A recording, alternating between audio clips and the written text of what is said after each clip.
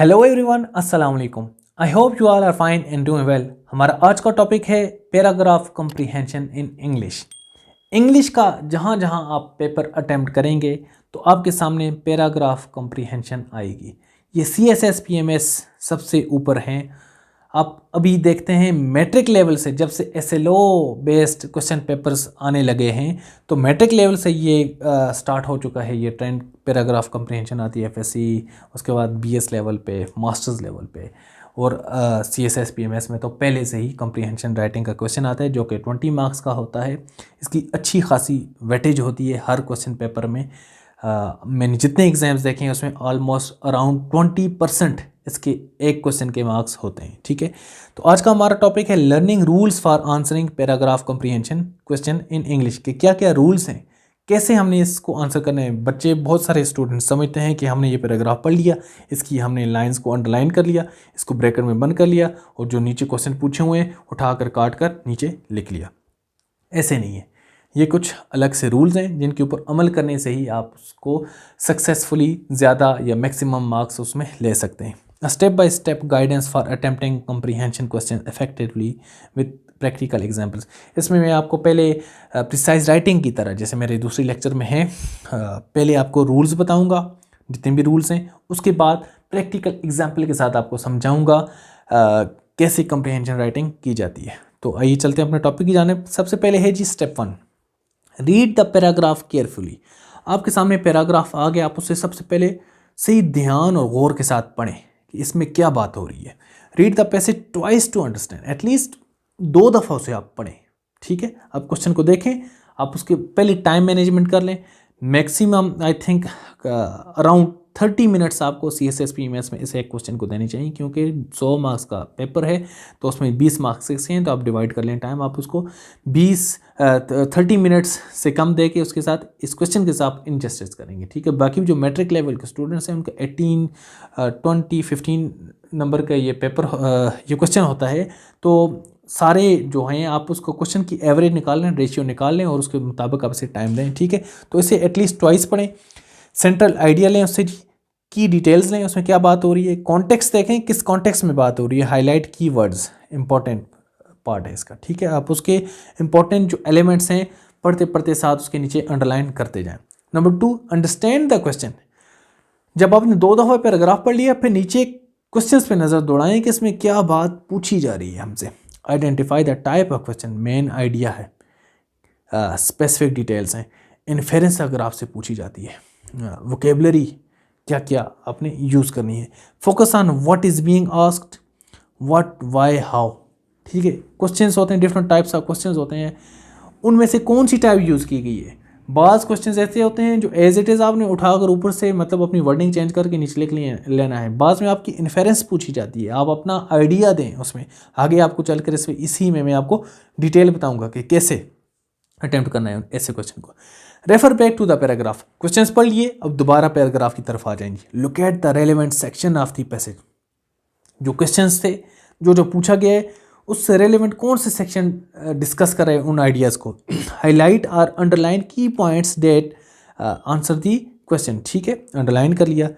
उसके बाद नंबर 4 जी, answer in your own words. ये बहुत इंपॉर्टेंट है, स्टूडेंट्स को नहीं पता होता, वो एज इट इज़ उठा कर लिख लेते हैं या थोड़ा बहुत अपने अल्फाज स्टार्ट कर लिया, क्वेश्चन के स्टार्ट में डाल लिए, बाकी वही उठाकर कट करके डाल लिया, एक सैंडविच सा बना के क्वेश्चन रख लिया। This is wrong. आप मैक्सिमम जिस हद तक हो सके आप अपनी वर्डिंग यूज़ करें। जब तक कोई की टर्म नहीं आती, वो आप बात करते ऐसी टर्मिनोलॉजीज़ होती हैं जो वही उठाकर आपने लिखनी होती हैं, लेकिन मैक्सिमम आप अपने अल्फाज यूज़ करें, अपने अंदाज से लिखें। Paraphrase instead of कॉपिंग directly, paraphrase का वर्ड यूज़ किया गया है। वैसे पैराफ्रेज आपको हमेशा स्टेंजा का लिखना होता है। जब आप स्टेंजा का पैराफ्रेज लिखते हैं तो स्टेंजा तो शायरी होती है, ठीक है, शायरी की तशरीह होती है पैराफ्रेज। ठीक है, अब शायरी क्या है, उसकी तशरीह क्या है। तशरीह तो सादा अल्फाज में है, शायरी तो एक लिरिकल किस्म की चीज़ है।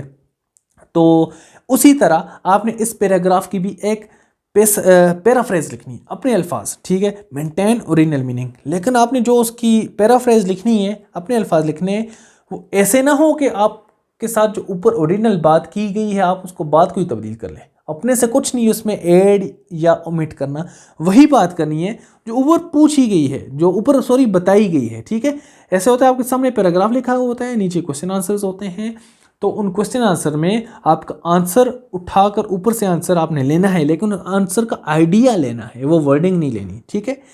Number 5, be specific and relevant. जो पूछा गया है वही बताएं जी, कुछ लंबी इधर उधर की बातें ना करें। Address the question directly, avoid unnecessary details और रेपिटेशन, रिपीट भी ना करें। Use complete sentences, right grammatically correct, clear and concise sentences, avoid bullet points unless allowed. अक्सर कुछ डिटेल्स डिस्कस की गई होती हैं और पूछी गई होती हैं, तो अब स्टूडेंट्स जो हैं उठाकर उसी तरह से पॉइंट्स उठाकर लिख लेते हैं बगैर क्वेश्चन को बनाए गए। मतलब आंसर को लिखने का एक तरीका होता है, आगे चलकर मैं आपको बताऊंगा, और बुलेट्स पॉइंट्स में कभी ना लिखें जब तक अलाउ ना हो। नंबर 7 जी, maintain formal tone. Formal tone और प्रोफेशनल और फॉर्मल लैंग्वेज यूज़ करें। अवॉइड स्लैंग्स, कैजुअल एक्सप्रेशंस आप बिल्कुल यूज़ ना करें। आपकी एक बुकिश किस्म की लैंग्वेज होनी चाहिए।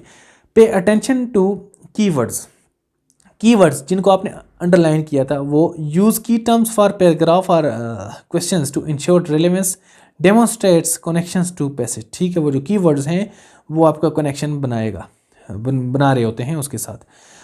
Number 9, do not add external information.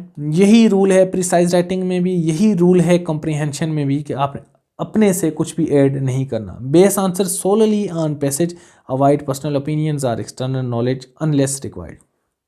Number 10, manage time effectively. जो स्टार्ट में आपको बताया है कि टाइम को आप देख लें, कितना टाइम आपने देना है। Balance accuracy with speed, accuracy भी आपने बिल्कुल ठीक लिखनी है, मतलब बिल्कुल करेक्ट लिखना है, और स्पीड भी आपके साथ हो कि आप एक्स्ट्रा टाइम ना ले रहे हो। नंबर 11 जी, practice inference skills. For inference based questions analyse implications, go beyond explicit information. आप इन्फेरेंस बेस्ड क्वेश्चन जिसमें आपको अपनी एक ज़ाती राय एक तरह की पूछी गई होती है, उसके लिए आप आपका क्रिटिकल होना लाजमी है। आप क्वेश्चन को जो पैसेज है उसको आप क्रिटिकली देखें, इसमें डिस्कस किया गया है, क्या किया गया है। ठीक है, ताकि आप उसको ओपिनियन बेस्ड भी आंसर दे सकें उस पर। चेक फॉर एरर्स आ रही है जी, प्रूफ रीड कर लें, ग्रामर चेक कर लें, स्पेलिंग्स देख लें, कोहेरेंस देख लें, ensure answers fully addressed in the question, और ये भी देख लें क्वेश्चंस आपने पूरे अटैम्प्ट किए हैं या नहीं। अब पैराग्राफ एग्जाम्पल की तरफ आते हैं, जैसे हमने प्रिसाइज राइटिंग में किया है। In recent years climate change has become one of the most pressing global challenge. Climate change, जो अल्फाज की वर्ड्स हैं उनके नीचे में अंडरलाइनिंग करता जाऊँगा। Rising temperature, melting glaciers, frequent natural disasters are stark reminders for its impact. Governments around the world are implementing policies to reduce greenhouse gas emissions, but public participation remains crucial. Without collective action, damage to ecosystems, economies, and human lives will be irreversible. Education and awareness campaigns are key to fostering this participation and encouraging sustainable practices. ठीक है, जो maximum जो हमारे keywords हैं उनके नीचे मैंने underlining कर दी है कि इसमें क्या बात हो रही है। आप इसे देखकर समझ सकते हैं कि इसमें क्या बात हो रही है। क्लाइमेट चेंज के बारे में बात हो रही है, गवर्नमेंट्स के इनपुट के बारे में बात हो रही है, लेकिन साथ इंसानी मदद भी मांगी गई है, और इस तरह की एक पैराग्राफ बिल्ड किया गया है। नंबर 1 जो रूल था, जो पीछे भी हम पढ़ चुके हैं, रीड द पैराग्राफ केयरफुली, जो कि हमने अभी पढ़ लिया। Read the passage twice to fully grasp the central idea. जब आप एग्जाम में होंगे आप उसे एटलीस्ट ट्वाइस पढ़ें कि इसमें क्या बात की गई है, ताकि आपको मैक्सिमम उसकी अंडरस्टैंडिंग आप अटेंड कर लें। तब इधर क्या, the passage discusses climate change, its effects, government policies and the importance of public participation. Highlights keyword like climate change, collective action, sustainable practices, ये कीवर्ड से आगे जी। Understand the question, identify the question type. Question type क्या है, क्या question पूछेंगे, main idea देख लें क्वेश्चंस का भी। Details inference question. For example question है आपके पास, what are the effects of climate change mentioned in paragraph. ठीक है, अगर आपको नीचे ये सवाल पूछा गया है तो उसका आंसर आप कैसे करेंगे attempt. Focus on the part discussing rising temperature, melting glacier and frequent natural disaster. जो पोर्शन आपका इन चीज़ों को डिस्कस कर रहा है कि क्लाइमेट चेंज से आपके टेम्परेचर राइज हो जाते हैं, ग्लेशियर्स मेल्ट हो जाते हैं और नेचुरल डिजास्टर्स आते हैं, यही तो है इसका आंसर। इसको आपने अपने अल्फाज में बनाकर इसमें लिख लेना है। Refer back to the paragraph, locate the specific section related to the question. Example application है जी, for the above question refer to the rising temperature वाला जो पीछे क्वेश्चन डिस्कस किया गया था, उसी के लिए आप दोबारा ऊपर पैराग्राफ की तरफ जाएंगे।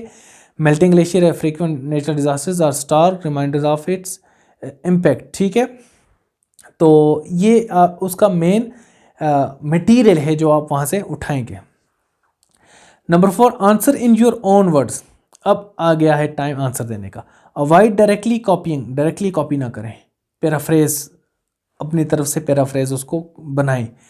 This paragraph highlights that climate change leads to high temperature, glacier melting and increase in the natural disaster. ठीक है, आपने अपने से कोई बात नहीं की, लेकिन इसको पैक करके अपने अल्फाज में आपने बता दिया है। Be specific and relevant, relevant रहें जी, उसे हटे ना इधर उधर। Address the question directly and avoid unnecessary details. Example question, why is public participation important in combating climate change? Public participation क्यों important है? Example answer, public participation is essential because without collective action and the damage to ecosystem, economies, human lives will be irreversible. ठीक है, use complete sentences को complete लिखें। For example, education and awareness campaigns are key to involving the public in sustainable practices. पूरी बात करें, ठीक है, ये आप खाली ये नहीं लिखें कि पब्लिक पार्टिसिपेशन इज इंपॉर्टेंट, ये आंसर नहीं हो सकता, पूरी बात करें। Maintain formal tone. For example, the paragraph emphasizes the need for education to increase public involvement in mitigating climate change. पूरी बात फॉर्मल टोन और डिसेंसी के साथ। Number 8 pay attention to keywords. Keywords क्या है इसमें जी? एग्जांपल क्वेश्चन है जी, what role do governments play in addressing climate change? Governments क्या रोल प्ले कर रही हैं?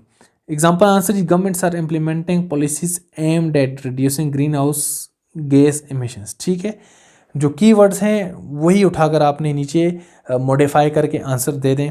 Do not add external information, ये आपको पीछे बता चुका, अपनी तरफ से कोई इन्फॉर्मेशन ना दें। फॉर एग्जांपल, इनकरेक्ट आंसर है यहाँ पर, governments are using renewable energy technology like solar and wind power.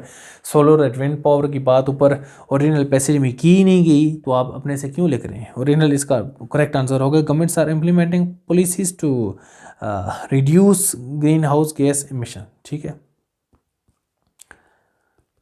ये थोड़ा सा सॉरी, हाँ जी। नंबर 10 जी, मैनेज टाइम इफेक्टिवली। ये थोड़ा सा टैब इसे हम तंग करता है। Allocate time to read answer and review. ठीक है, एग्जांपल एप्लीकेशन है जी इसकी, spend 2 minutes reading the paragraph. Number 1 minute पर question, review quickly before moving on. ठीक है, आप उसको पहले 1-2 मिनट्स दें हर क्वेश्चन के साथ पैराग्राफ को पढ़ने के। ठीक है, आप उसको रिलेट करें बार बार। प्रैक्टिस इन्फेरेंस स्किल्स, ये बड़े काम का क्वेश्चन है और मोस्ट इंपॉर्टेंट क्वेश्चन है। For inference question, analyze the implied meaning. Example question है, what can be inferred about the role of education in combating climate change. अब ये जो बात पूछी गई है, ये बात पैराग्राफ के अंदर से आप कहीं से काट कर इसका जवाब नहीं दे सकते, इसको अपनी सोच के साथ आपने इसका आंसर करना है। What author is trying to convey through this passage. ठीक है, ये भी हो सकता है क्वेश्चन, इस तरह के क्वेश्चन आते होते हैं। एग्जाम्पल आंसर है जी, education fosters awareness and encourages public participation which is critical for sustainable practices. ये वर्डिंग आपको नहीं मिलेंगी पैराग्राफ के अंदर से, ये अपने से आपने बनाना है उस time. Check for errors, proofreading कर लें, जो जो आपकी गलतियां हो सकती हैं। ये आपको सामने एग्जांपल दी गई है, इनकरेक्ट भी और करेक्ट की भी। ठीक है, तो उम्मीद है आपको ये कॉम्प्रिहेंशन राइटिंग का थोड़ा सा एक ट्रिकी सा एक क्वेश्चन होता है जो कि आपको यूजुअली नहीं समझ आता, लेकिन उम्मीद है अब आपको समझ आ गया होगा।